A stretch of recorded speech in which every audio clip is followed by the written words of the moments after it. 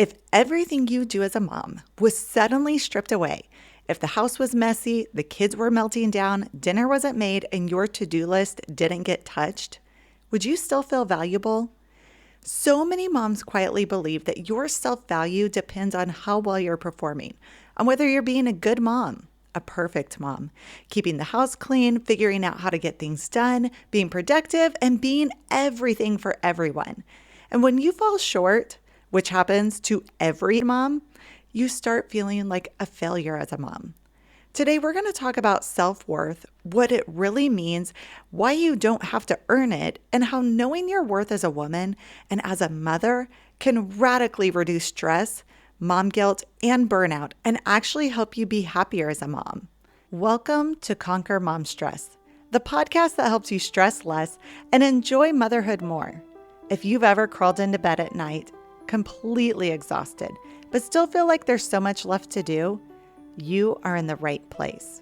I'm your host, Jill Gockel, and I believe that motherhood is meant to feel joyful, not exhausting. Today, we'll uncover what's really fueling your stress and give you the practical tools to conquer it so you can finally feel like the confident mom you were made to be. Also, if you have a specific question or issue you're stressing about, head over to jillgockel.com/ask to submit your question. And who knows, you might just be featured in an upcoming episode so you can get practical, real-world solutions to the exact challenges you're facing. I remember a season where I felt like my worth rose and fell with my productivity. If the kids were happy, the house was running smoothly, and I was checking things off my list, I felt good about myself. But on days with kids at home, the house felt chaotic, and I couldn't figure out how to be productive. I felt defeated before the day even began. I didn't realize it at the time, but I was giving myself a self-worth test every single day, measuring my value by my output. And that's an exhausting way to live, especially as a mother. Here's the problem so many moms are facing. Society teaches directly or indirectly that your worth comes from what you do and how well you do it. This belief doesn't come from God. It comes from culture, conditioning, and decades of reinforcement in the ways we've nearly taken for granted. Think about your earliest experiences with evaluation. In school, a student's value is literally measured by grades. You learn very young that getting an A means you're smart, getting a C means you're mediocre, and getting an F means you aren't trying hard enough. Even when school is well-intentioned, the system still sends a message: your worth is tied to your performance. If you do well, you're valued. If you don't, you struggle for approval. This pattern follows many of us into adulthood. In the workplace, performance evaluations, sales targets, productivity metrics, promotions, raises, all of those are measures of output. A person's worth in a job is often tied to what they accomplish and how efficiently they do it. If the numbers are high, the praise follows. If productivity dips, criticism or consequences follow. There are real studies that show how powerful this performance-based valuation is in society. Research in organizational psychology suggests that when people are valued primarily for performance over who they are as a person, stress, burnout, and emotional exhaustion increase significantly. While it can be helpful to use performance in the workplace to justify raises or promotions, when you tie your identity, your self-worth, to performance, your self-esteem becomes fragile, fluctuating with each success or setback. Think about this in terms of motherhood. So many moms are going through life with an invisible report card for your performance as a mom. You know you do this. We all do, myself included. At the end of the day, you look back and you think, did I get the house all cleaned? Fail. Did I get everything done I wanted to? Not quite. That's a fail. Did I get my kids where they needed to be? Thank goodness. Pass. Was I patient today? Fail. Did I play undistracted with my kids today? Another fail. This is a twisted version of self-worth, meaning when your value comes from your performance as a mom, you'll never feel worthy because it's impossible not to fall short of the unrealistic expectations society places on moms. So as long as you're using this self-criticizing performance evaluation to know your self-worth, you'll never figure out how to be happy as a mom. Performance-based self-worth increases stress and reduces joy because it doesn't leave room for you to be human and make mistakes.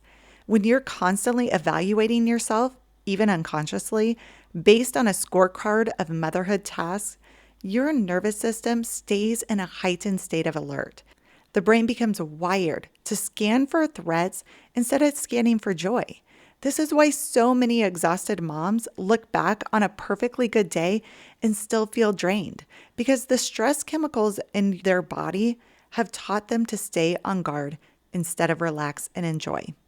Most moms carry this stress quietly because it feels normal. You see other moms juggling tasks and you assume that you should be able to handle the same things with the same ease.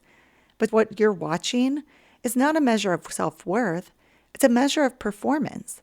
When you base your self-worth on performance, whether it's your productivity, your kids' behavior, or how smoothly your day goes, you are building your identity on something that is fleeting and changeable. That sets you up for emotional instability because life with kids at home is full of unpredictability. This is why mom stress and mom burnout are so common. It's not just the workload, it's the internal narrative that whispers, if you could just figure this out, if you could just be more productive, if you could just get more done, then you would be worthy. It's the belief that worth is something you earn by output. And that belief leads to a life where your joy is always just out of reach, because there will always be one more task, one more need, one more expectation. So many moms get stuck in this cycle, doing everything for everyone, thinking that if you check every box, then you'll finally feel like you know your self-worth. But performance-based self-worth doesn't deliver peace. It delivers pressure. It doesn't deliver joy. It delivers anxiety. And most painfully, it doesn't root you in love. It roots you in fear. Fear of not doing enough. Fear of not being enough. And the truth is, when you're grading yourself as a mom based on your performance, anything below perfect performance makes you feel like a failure as a mom. But remember, motherhood isn't a pass-fail test. A good mom is still an imperfect one who makes mistakes and falls short of perfection. So if self-worth doesn't come from performance, how do you know your self-worth as a mom? How can you define it? How can you know whether you are a good mom or not? The first step in this is to redefine self-worth, meaning that you need to understand where your worth, your value, truly comes from. When you think about the parable of the lost son, in Luke chapter 15, verses 1 through 24, it says, "A man had 2 sons. The younger son told his father, 'I want my share of your estate now before you die.' So his father agreed to divide his wealth between his sons. A few days later, this younger son packed all his belongings and moved to a distant land. And there he wasted all his money in wild living. About the time his money ran out, a great famine swept over the land, and he began to starve. He persuaded a local farmer to hire him, and the man sent him into the fields to feed the pigs. The young man became so hungry that even the pods he was feeding the pigs looked good to him, but no one gave him anything. When he finally came to his senses, he said, 'At home, even the hired servants have food enough to spare, and here I am dying of hunger. I will go home to my father and say, Father, I have sinned against both heaven and you, and I am no longer worthy of being called your son. Please take me on as a hired servant.' So he returned home to his father, and while he was still a long way off, his father saw him coming. Filled with love and compassion, he ran to his son, embraced him, and kissed him. His son said to him, 'Father, I have sinned against both heaven and you, and I am no longer worthy of being called your son.' But his father said to the servant, 'Quick, bring the finest robe in the house and put it on him. Get a ring for his finger and sandals for his feet, and kill the calf we have been fattening. We must celebrate with a feast, for this son of mine was dead, and now he had returned to life. He was lost, but now he is found.' So the party began." When you think about this story, Did the prodigal son do anything to earn his father's love? Did he do anything to earn his place of honor in the household when he returned? No, he basically made every mistake possible, felt like a failure, a horrible person, and came groveling back to his father, expecting to be treated based on his performance, which is to say he thought his performance in life only earned him the right to be a servant. And you know what? He's right. His performance was worse than that of a servant, but his worth has nothing to do with his performance and everything to do with whose he was. He was the son of the landowner, the master, and based on that alone, he was valuable and worthy, regardless of his performance. You may not realize this, but that's where your worth comes from too. 1 John chapter 3, verse 1 says, "See what love the Father has bestowed on us, that we may be called the children of God." Mama, this is the importance of self-worth that you must understand. Your worth comes from whose you are. You are a child of God. When you were baptized, you became God's. You are worthy right now because God is not looking at your performance in life. When God looks at you, he sees Jesus in you. The death of his son opened the door to your baptism and your adoption of the Almighty God. God is not looking at your track record, your list of mistakes, or your level of productivity. His love is perfect, unchanging, and unconditional. You don't have to earn it. You don't have to measure up. You are already enough because you belong to him as a child of God. This is the foundation of knowing your self-worth. When you believe your worth must be earned, everything becomes heavier. Parenting feels like pressure instead of purpose. Tasks feel like proof of value instead of simple responsibilities. This mindset affects how you show up with your kids. A mom who feels unworthy is more stressed, more reactive, and more emotionally depleted. When you feel this way, you push yourself harder, trying to prove you're enough, which only leads to more exhaustion. And the outcome you want, peace, joy, connection, happiness as a mom, feels farther away the harder you try. But when you know your worth comes from God and nothing else, something inside you exhales. The constant pressure to prove yourself begins to loosen its grip. You stop waking up each day with an invisible scorecard running in your mind, counting the meals made, messes cleaned, patience lost, or tempers kept.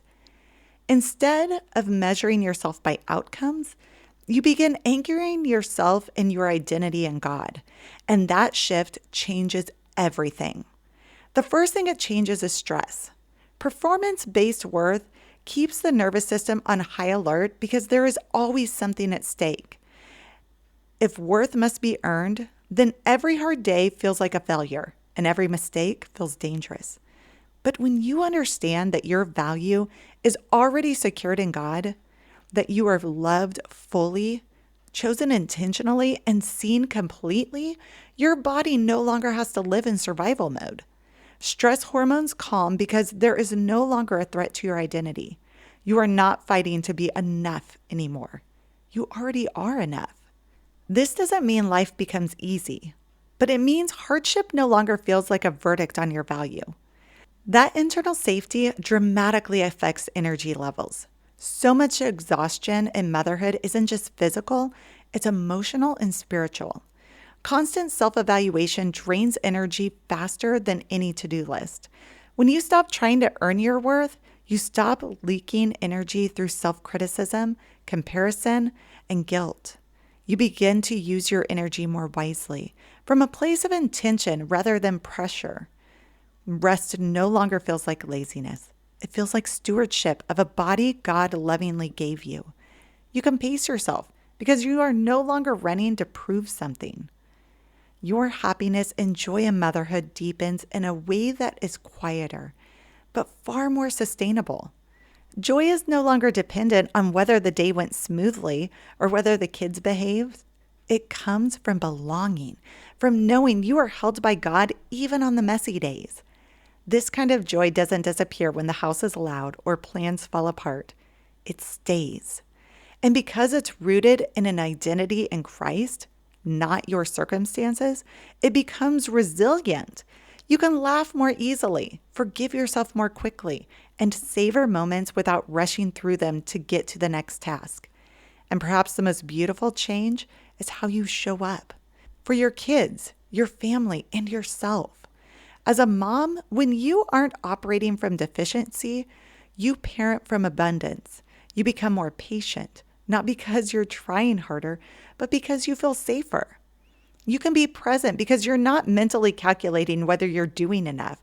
You can correct your children with calm authority instead of reactive frustration because their behavior is no longer a reflection of your worth. You listen more, you soften more, you enjoy them more. This identity shift also frees you from comparison. Other moms no longer feel like competition or evidence of your shortcomings. You can celebrate them without shrinking yourself. You can trust your own instincts more because you are no longer outsourcing your worth for approval. Confidence grows naturally, not the loud performative kind, but the steady kind rooted in truth.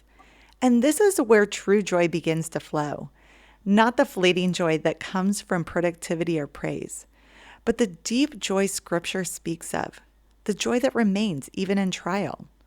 When you know you are a beloved daughter of God, your life stops being about proving and starts being about participating. You live from love instead of striving for it. You parent from grace instead of guilt. You work from peace instead of pressure. Knowing your worth as a child of God doesn't make you do less. It makes you live more fully. It doesn't remove responsibility. It removes fear. And from that place, motherhood becomes less about surviving the day and more about being present in it. That is the joy God desires for mothers, a joy that flows not from what you do, but from whose you are, His. Saint Therese of Lisieux said, "It is confidence and nothing but confidence that must lead us to love." Confidence in God's love, not confidence in your performance, is what allows you to know your worth. You don't need to earn it. You already have it. And when you understand this, you can see that being a good mom comes from loving your kids and nothing else. You'll make mistakes as a mom. You'll fall short in being the perfect wife, keeping the house spotless, and being everything to everyone all the time. But all that matters in the end is, do you love your kids? If the answer is yes, then you can rest assured that just as God's love makes you worthy, your love makes you a good mom. If you take nothing else from today, remember this: you do not have to earn your worth. You are already loved beyond measure by God. And from that truth, you can finally rest, breathe, and discover how to be happy as a mom again. Thanks for joining me for this episode of Conquer Mom Stress. If today's conversation encouraged you, hit follow and leave a review. That lets me know that these episodes are hitting the topics you need. And while you're there, share this podcast with another mom who might need to hear it. Remember, this is your place to pause, reset, and start conquering mom stress, one small step at a time. Motherhood isn't meant to drain the life out of you. It's meant to be lived with joy, even on the messy days. And together, we're going to find that joy again.